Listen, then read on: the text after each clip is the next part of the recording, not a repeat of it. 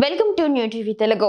రాష్ట్రంలో ఉల్లి రైతులు తీవ్ర సంక్షోభంలో కూరుకుపోయారని, వారిని ఆదుకోవడంలో కూటమి ప్రభుత్వం పూర్తిగా విఫలమైందని ఏపీ కాంగ్రెస్ అధ్యక్షురాలు వైఎస్ షర్మిల తీవ్ర స్థాయిలో విమర్శించారు. 6 గాలం శ్రమించి పండించిన పంటకు కనీస ధర లేక రైతులు కన్నీళ్లు పెట్టుకుంటుంటే ప్రభుత్వం చోద్యం చూస్తుందని ఆమె మండిపడ్డారు. ఉల్లి రైతుల ఉసురు ఈ ప్రభుత్వానికి తగలకుండా పోదని హెచ్చరించారు. ఈ మేరకు ఆమె ఓ ప్రకటన విడుదల చేశారు. ఎకరాకు 1,20,000 రూపాయల పెట్టుబడి పెట్టి ఉల్లి పండిస్తే కిలోకు 50 పైసలు, క్వింటాకు 50 రూపాయలు కూడా దక్కని దారుణ పరిస్థితి నెలకొంది. దీనివల్ల రైతుకు ఎకరానికి కేవలం 3,000 రూపాయలు మిగిలి 1,15,000 నష్టం వస్తోంది.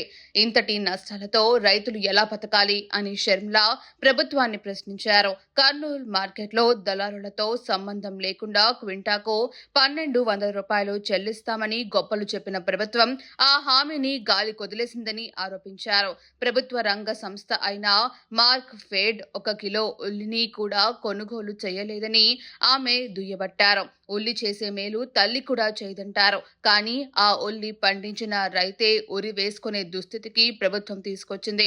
గిట్టుబాటు ధర లేక కనీసం రవాణా ఖర్చులు కూడా రాక రైతులు మార్కెట్లోనే ఉల్లిని వదిలేసి వెళ్లిపోతున్నారు. వారి కళ్లల్లో ఆనందం నింపుతామని చెప్పిన ముఖ్యమంత్రి చంద్రబాబు ఇప్పుడు వారిని కన్నీళ్ల పాలు చేస్తున్నారు అని షర్మిల ఆవేదన వ్యక్తం చేశారు. రాష్ట్రంలో సినిమా బెనిఫిట్ షోల టికెట్ ధరలు పెంచడంపై ఉన్న శ్రద్ధ, అన్నదాతలకు గిట్టుబాటు ధర కల్పించడంపై లేకపోవడం బాధాకరమని ఆమె వ్యాఖ్యానించారు. ప్రభుత్వం తక్షణమే స్పందించి ఉల్లి రైతుల సమస్యలను పరిష్కరించాలని కాంగ్రెస్ పార్టీ పక్షాన ఆమె స్పష్టం చేశారు. అసెంబ్లీలో ప్రభుత్వ విజయాల గురించి డబ్బా కొట్టుకోవడం మాని ఉల్లి రైతుల కష్టాలపై చర్చ చేపట్టాలని సూచించారు.